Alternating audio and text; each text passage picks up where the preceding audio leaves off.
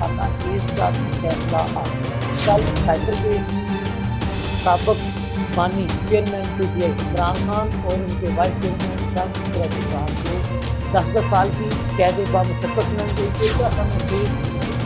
ہی سابق chairman P T I بانی عمران خان صاحب کو اور ان کی اہلیہ بیگم بی بی صاحبہ کو 14 سال قید بامشقت کی سزا سنائی گئی۔ عمران خان صاحب جو کہ دن رات دوسروں کو چور کہتے ہوئے نہیں سکتے، آج عدالت سے چوری جو ہے وہ نہ صرف ثابت ہوئی، نہ صرف چوری ان کی پکڑی گئی، بلکہ اسی چوری پر ان کو 14 سال کی قید بامشقت کی سزا سنائی گئی۔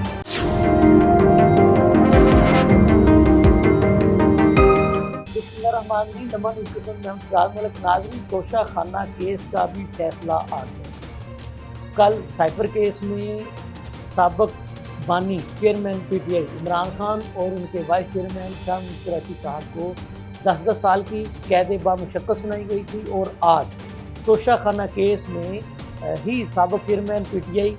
بانی عمران خان صاحب کو اور ان کی اہلیہ بشرا بی بی صاحبہ کو 14 سال قید بامشقت کی سزا سنائی گئی ہے۔ ناظرین، یہاں پر سوال یہ پیدا ہوتا ہے کہ عمران خان صاحب جو کہ دن رات دوسروں کو چور کہتے ہوئے نہیں تھکتے تھے، آج وہ کیسے دیکھیں مقافات عمل کا شکار ہوئے ہیں کہ آج عدالت سے ان کی چوری جو ہے وہ نہ صرف ثابت ہوئی، نہ صرف چوری ان کی پکڑی گئی، بلکہ اسی چوری پر ان کو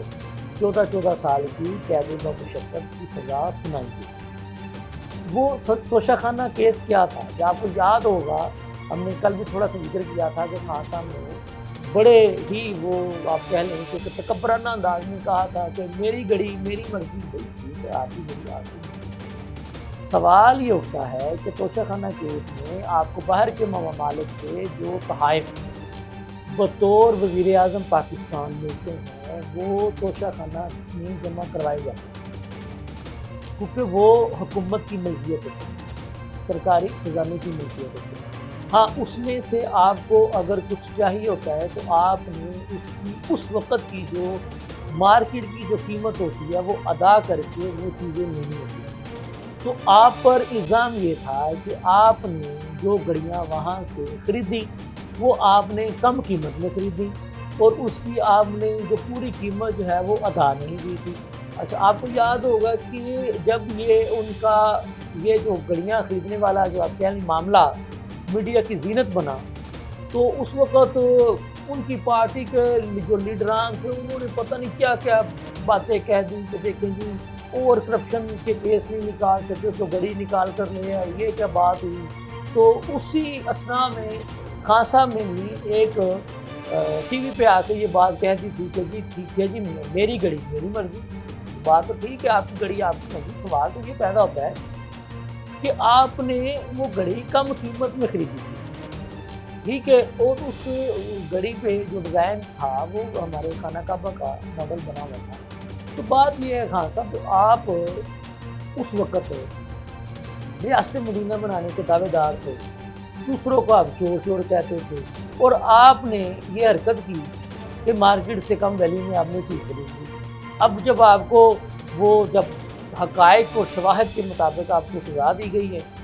تو اب آپ مانیں نا کہ اب آپ جناب چور ثابت ہو چکے ہیں، اور وہ سابق chief justice of Pakistan Saqib Nisar صاحب جنہوں نے آپ کو صادق اور امین کا لقب دیا تھا اس وقت، تو امید ہے کہ اب ان کو بھی اس بات پہ تو خیال آئے گا نا کہ فیصلے جو ہیں وہ کسی شخصیت سے متاثر ہو کے نہیں دینے چاہیے۔ جو جج ہوتا ہے اس میں فیصلے حقائق اور شواہد کی روشنی میں دینے چاہیے۔ یہ نہیں کہ عمران خان صاحب کا قد کاٹ ہے، وہ جی عالمی شہرت یافتہ ہے، تو آپ نے بھی جناب وہ میڈیا کی زینت بننے کے لیے اس میں کہہ دیا کہ صادق اور امین ہے۔ تو اب بتائیں اب کیا کہیں گے؟ اب ثاقب نثار صاحب آپ ہی کی عدالت کے موجود جج صاحب نے کہا کہ یہ فیصلہ کا ناظرین یہاں تو یہ سوال بھی ہوتا ہے کہ ایک عدالت جو ہے وہ کسی کو سزا دیتی ہے، دوسری عدالت جو ہے وہ کسی کو کہتی نہیں دیتی ہے غلط چیز۔ تو یہاں یہ بھی سوالات پیدا ہوتے ہیں کہ جب غلط سزا ہوتی ہے تو پھر اس غلط سزا پہ کیا ایکشن ہونا چاہیے، اور اس غلط سزا کے نتیجے میں اس جس کو وہ سزا غلط دی جاتی ہے اس کا ہرجانہ کیا ہونا چاہیے۔ تو اس پہ بھی میں سمجھتا ہوں کہ ہمارے جو جج صاحبان ہیں وہ ضرور سوچیں گے، اور ان کو سوچنا بھی چاہیے کہ اگر دیکھیں نا کہ آپ کسی کو پہلے کہہ دیں کہ جی یہ مجرم ہے، ٹھیک ہے جی، بعد میں پتہ چلے کہ جی وہ تو ملزم تھا، وہ تو الزام جو ہے لگا تھا، تو ملزم اور مجرم تک کا جو فرق ہے اور جو کفر ہے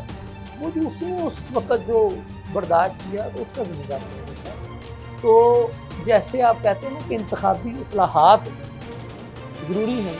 تو ویسے میں یہ سمجھتا ہوں کہ عدالتی اصلاحات جو ہے وہ ضروری ہیں۔ تو اس کا بھی جو ہے نا کسی نہ کسی کو تو فیصلہ کرنا چاہیے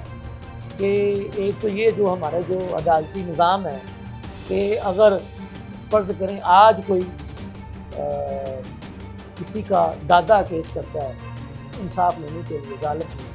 تو وہ دادا بیچارہ بھی قبر میں چلا جاتا ہے، آگے اس نے جو بیٹا پیدا کیا ہوتا ہے وہ بھی قبر میں چلا جاتا ہے، اس بیٹے نے آگے سے جو بیٹا پیدا کیا ہوتا ہے وہ بھی قبر میں چلا جاتا ہے۔ کہنے کی بات یہ ہے کہ جب ان کی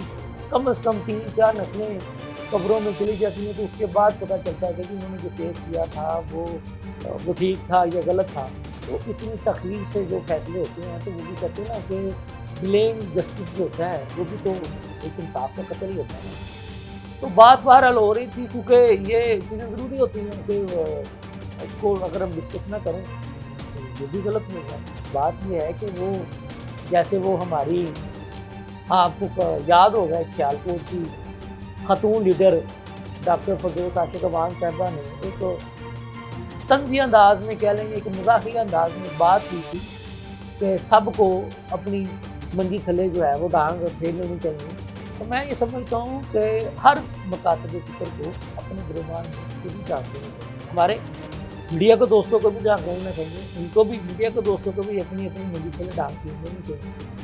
جو دوسروں پہ تنقید کرتے ہیں اگر ان میں غلط لوگ موجود ہیں تو ان کا بھی محاسبہ ہونا چاہیے۔ لیکن بات یہ ہے کہ بات حق سچ پر نہیں ہے، چاہے وہ میڈیم ہو، چاہے وہ پولیٹیشین ہو، چاہے وہ جج صاحب ہو۔ جج صاحبان پہ اسی بات ہوتی ہے کہ ہم یہ سمجھتے ہیں کہ اوپر اللہ کا انصاف تو وہ ہے ہی، وہ تو ہونا ہی ہونا،